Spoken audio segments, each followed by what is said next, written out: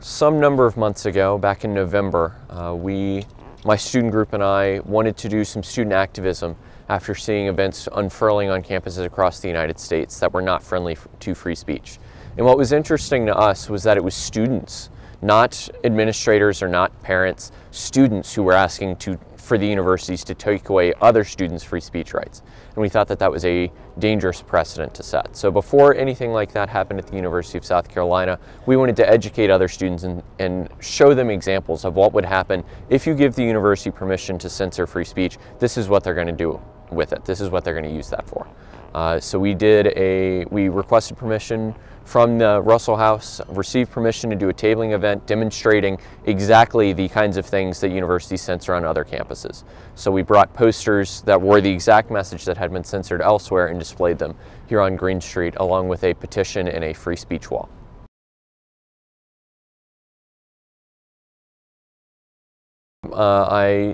We hadn't made the posters yet, but I told them verbatim, this is what we're going to show, this is the case we're looking at, this is what the original case showed, and I just want to be very clear with you, the administrators, this is what we're going to be showing. I don't want you to have questions later, why didn't we tell you? This is exactly what we're doing, and they approved it.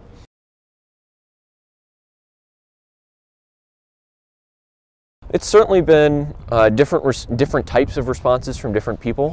When we were out here tabling, we saw very mixed responses. We had a lot of students come up to us and shake our hands and say thank you for doing what you're doing. We had some who came over and said, what are you doing here? Why are you here? Why are you displaying these messages? And once we explained what we were doing, they understood and said, oh, okay, I thought you were a hateful person. It turns out that you're not. Because we didn't actually support many of the messages that were being displayed. It's just we were supporting the right of other people to have those opinions. Even some professors came out and said, one professor in particular, I guess he was a history professor, came by and said, just so you know, your swastika is backwards. We said, no, it's the Indian swastika. And he said, well, I was actually about to tell you, you must have based it off the Indian swastika, and let me tell you a little bit about the Indian swastika's history. And we said, yeah, that's why we're out here. We're out here because a student who tried to give the exact same lecture you just did was suspended at another university. We said, well, thank you very much. Would you like to sign our free speech petition? And he said, no, I'm an adjunct professor, and I'm worried that if I sign that, the university's going to see my name on it and come after me for it. And that was the kind of thing, exactly the kind of thing that we're out here to try and stop, to prevent the university from doing. So that's what our tabling event was. And then afterwards, someone reported us to the Office of Multicultural Student Affairs, to some, I don't remember the alphabet soup, to some university agency. And we got a letter, I got a letter the next day accusing me of harassment and discrimination for the event.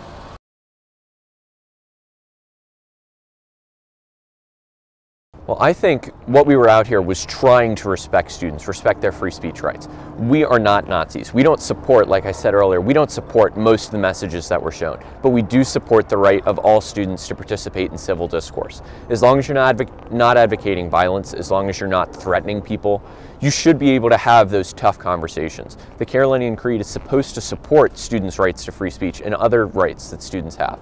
And I think that those overarching principles, the ability to have those kinds of discussions and move society forward, because if you never talk about these things, how are we going to get past them? And I think being able to have those conversations is more important than not being offended.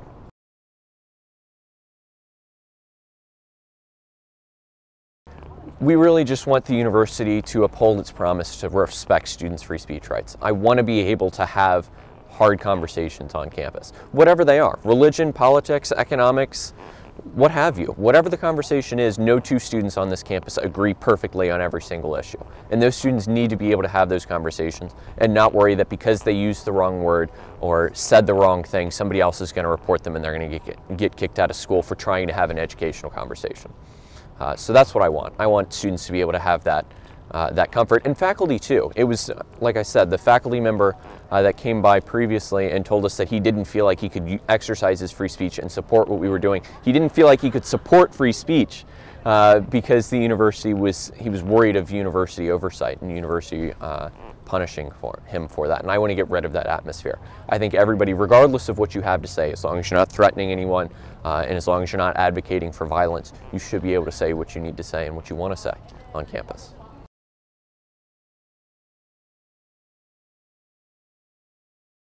The St. Pat's quote, "Get to the green 10K, 5K, and 1." Through the South Carolina Honors Program. It's a global